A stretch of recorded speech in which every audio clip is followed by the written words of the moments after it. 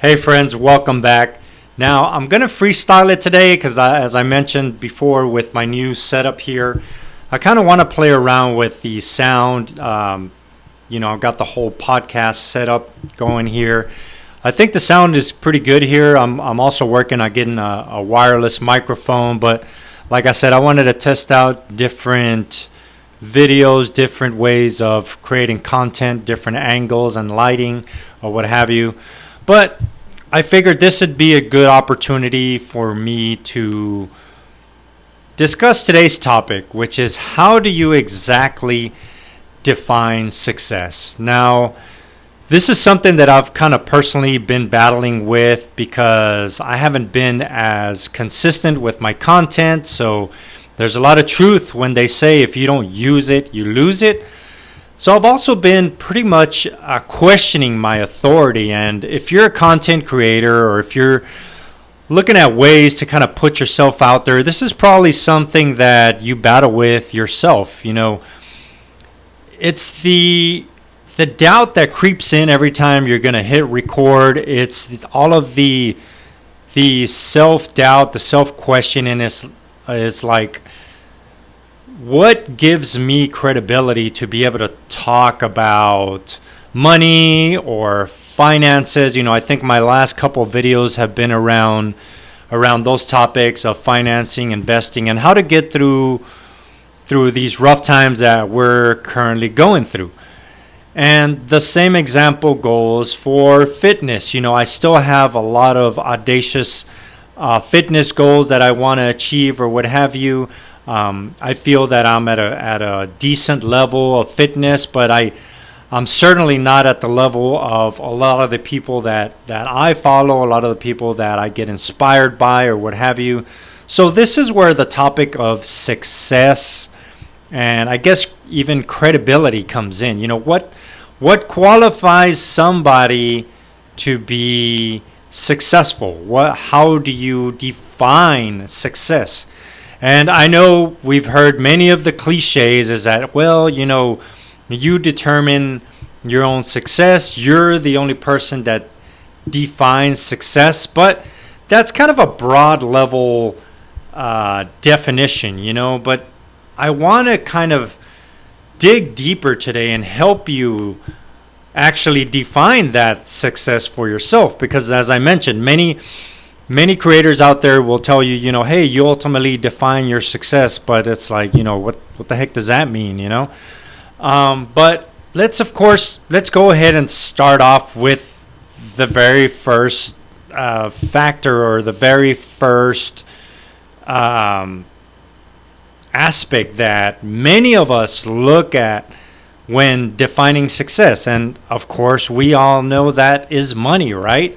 Like, we automatically define fame as success. People that are in Hollywood, people that are in the music industry or what have you, just the amount of monetary resources that you have automatically represents success. Now, I will admit, and I do recognize that is a level of success. But does that also qualify or quantify intellect? Does that also qualify or quantify spiritual success?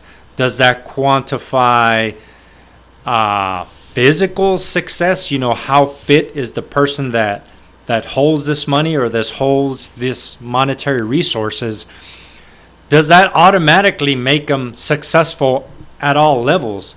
And we obviously know that the answer to that is no. That doesn't qualify them to be successful at all levels, And we can also get into the as I mentioned, the spiritual realm or the relationship realm. How successful are they with their kids, their family, their loved ones, their significant other?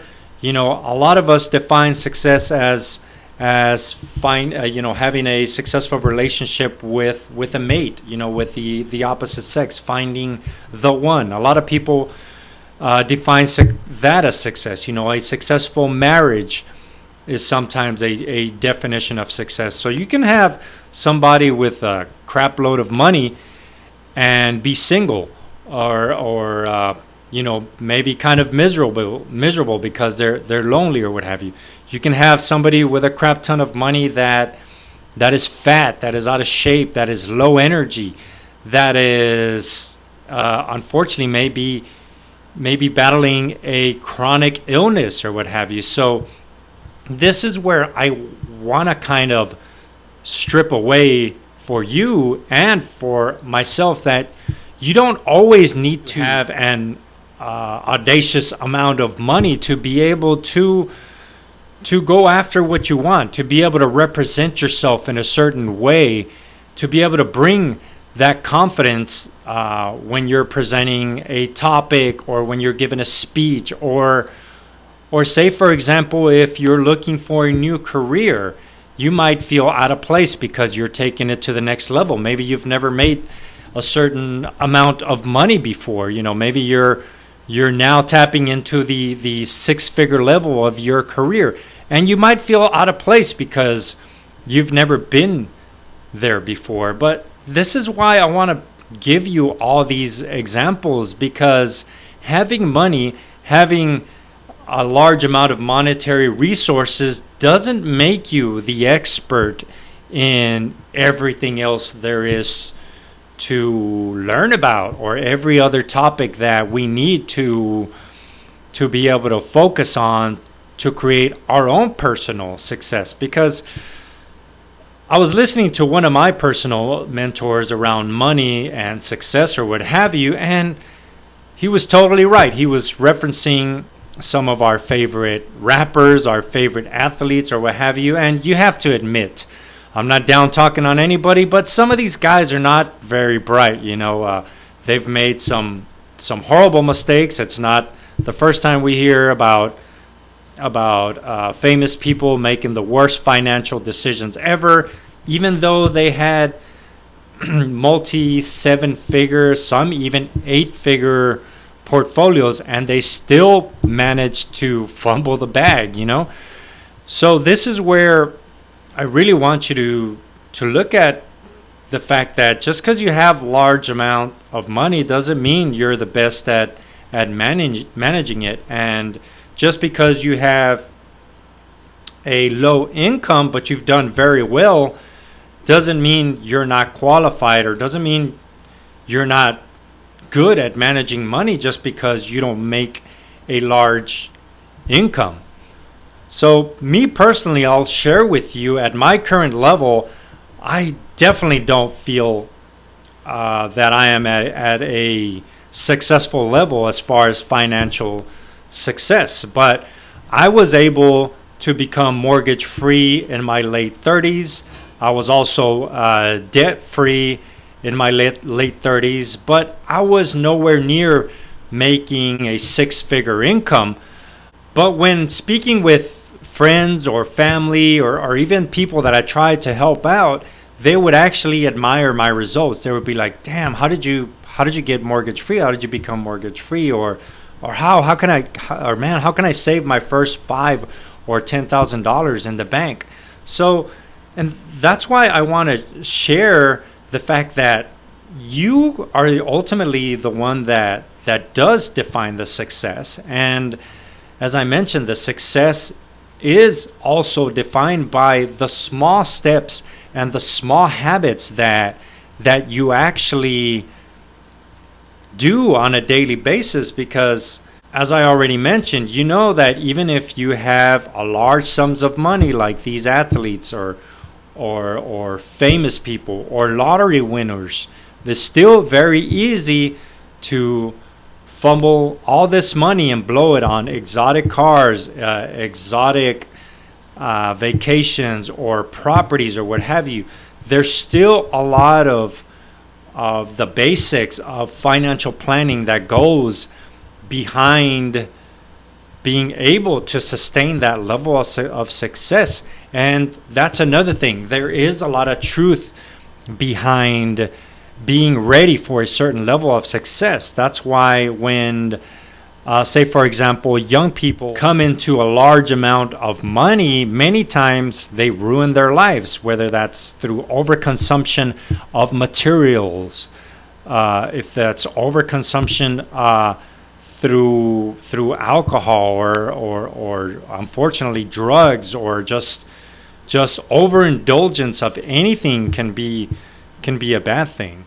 And then, as I mentioned, we all know that just because you're not very educated behind maybe biology, or you don't have this high level certification, doesn't mean that you're not an expert at the basics with fitness, the basics with warming up your muscles, the basics with being able to portion control when you sit down at the table. You don't always have to be an expert at macro or microbiology to be able to offer somebody some value or some advice.